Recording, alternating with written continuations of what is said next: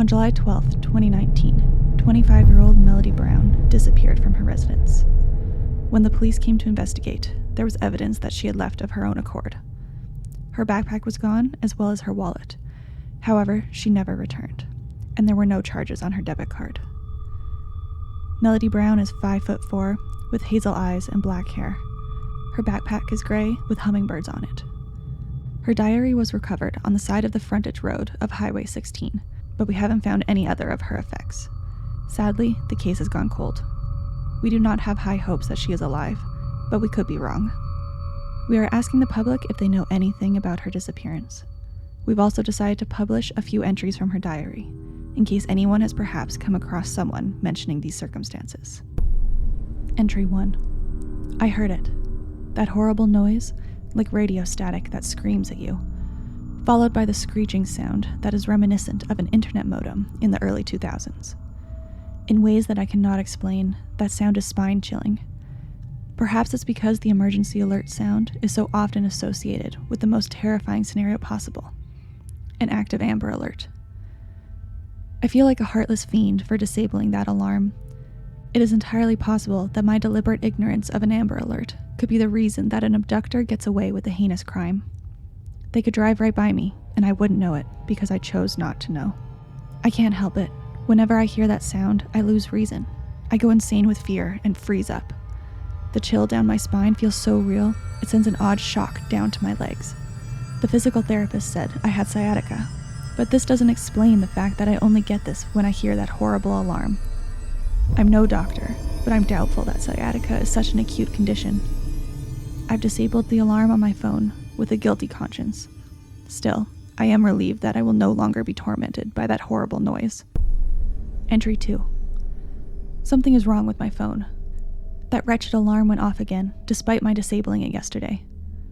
I screamed in terror at the dinner table during my usually Sunday visit, which of course prompted the entire family to stare at me as if I'd gone insane. To be fair, I do go insane when I hear it.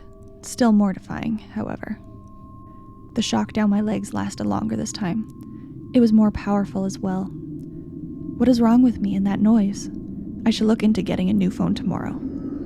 Hopefully that will make this nightmare end. Entry 3. I bought the new phone and disabled the alarm. Just in time, too. That sound was driving me so insane, I was seeing blurry silhouettes of human-shaped shadows out of the corner of my eye. I also felt a sensation, as if I was being watched. I know this is just my imagination. Nobody could break into this house, even if they wanted to. Every door is double-bolted, with a chain as extra protection. There's a combination lock that one has to punch into to unlock the front door. This place is a fortress, courtesy of my paranoia. I know my exercises of caution unnerve the family. My mother keeps gently suggesting that I move back in with them, so I have the reassurance of another person in the house.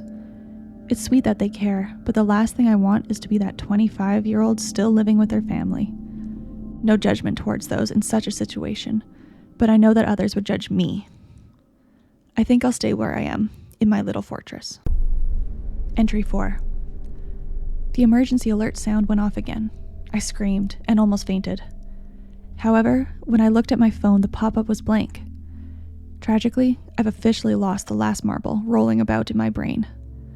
My phobia of this particular sound is beginning to warp my sense of reality. I'm now hearing it when it's not really there. This compounded by this eerie sensation of being watched, I now sleep with a knife and pepper spray under my pillow. I'm glad I'm not dating anyone right now. They'd see all these red flags and make a run for it. Maybe I should consider trying to see a psychiatrist again. I'm at the point where I would do damn near anything to end this madness. Entry 5. I saw the psychiatrist today, and I was prescribed an antipsychotic. However, when I took it, the noise got louder. The blank pop-up appeared on my screen as well. What is even happening right now? I'm doing everything right. I'm putting faith in logic over irrationality, seeing a psychiatrist, and locking up my house at night. And yet, my efforts have been futile. Maybe I just need to give the meds more time to work. The psychiatrist said it can take a while for them to kick in. Entry 6. It's official. The meds don't work. I was hospitalized for 5 days, while the doctors tried every medication they could think of. And still, I hear the noise. This mysterious case of sciatica becomes more painfully profound. That feeling of being watched intensifies, and those human-shaped shadows have a more distinct form. They're shadow people, watching me, waiting for something, but I don't know what. I was eventually discharged from the hospital. When my psychiatrist signed the discharge papers, she had an apologetic smile. She knew she could not help me, and it was possible that no one could. Though she had the sense not to say that out loud. I don't need her to say it verbally, though. In my experience, the most powerful messages are said without words. Entry 7. I've given up hope. I've lost my sanity, and it will never come back. The Amber Alert still screams at me. These human-shaped shadows stand over my bed, lingering over me. I am terrorized by my own madness, 24/7.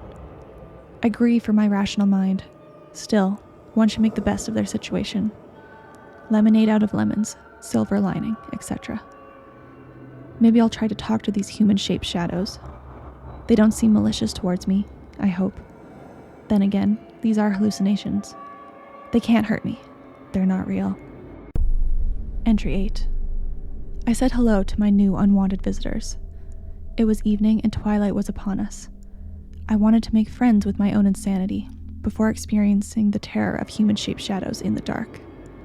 I told them my name, and it was nice to meet them. They remained silent for several frightening minutes, and then that horrific Amber Alert sound blared right into my ears. Needless to say, I did not take it well. I screamed in terror and cowered under my covers. My legs were practically going numb from that shock sensation in them. And then finally, I realized why I keep hearing this dreadful alarm. Those human-shaped shadows are screaming it at me. I don't know what to make of this. They've never tried to hurt me, but they still have no issue with psychologically torturing me. Naturally, one would assume this is out of malice. However, I have this gut feeling that there's more to their story and intentions. I'll have to find out more tomorrow. I'm too tired to do such an investigation tonight. Entry 9. Just when I thought this couldn't get any more frightening, the shadow people threw a horrifying wrench at me. They screamed that alarm at me, but when I turned my head, I saw a face staring at me.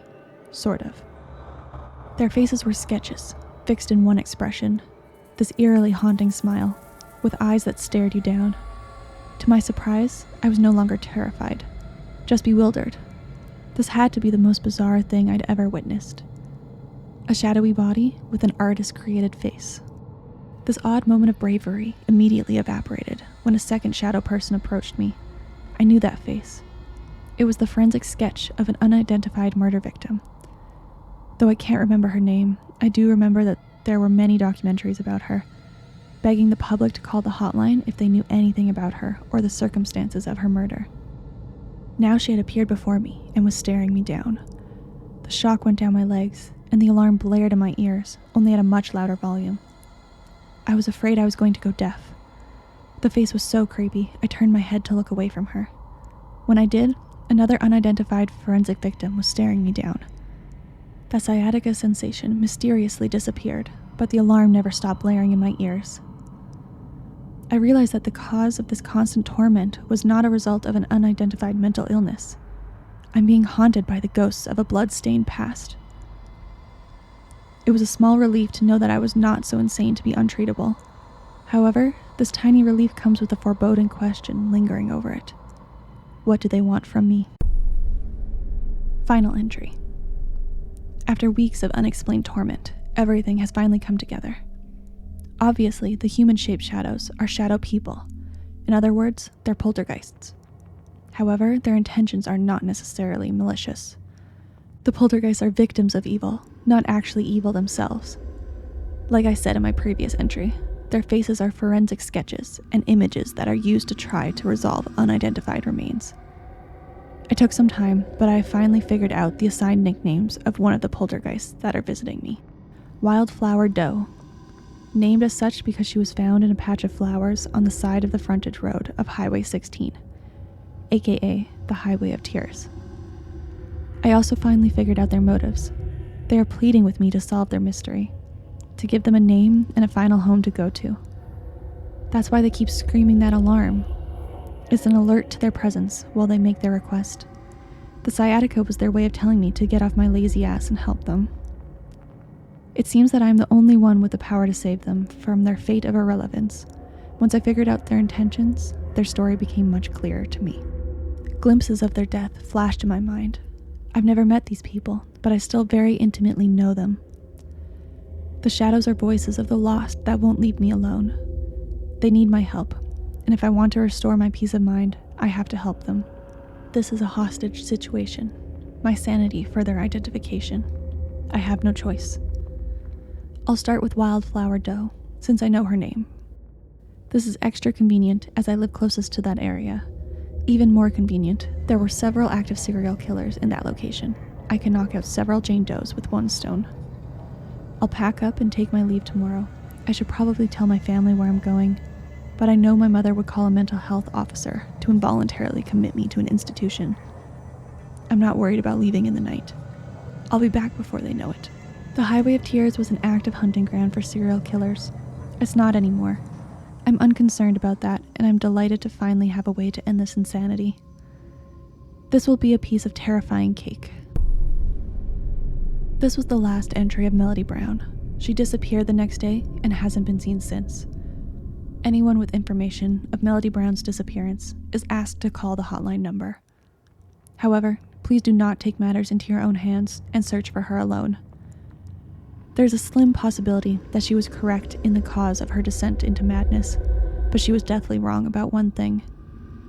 There are several serial killers along Highway 16. We've only managed to catch 2 of the suspected 10 in that area. While the case of Melody Brown is tragic, it is not worth losing your life over. The best way to help solve this case is to come forward with any information about her disappearance, and let the FBI do the actual survey of the area.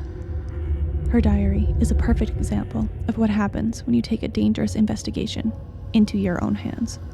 If you enjoyed this story, don't forget to subscribe and turn on notifications for more. Thank you!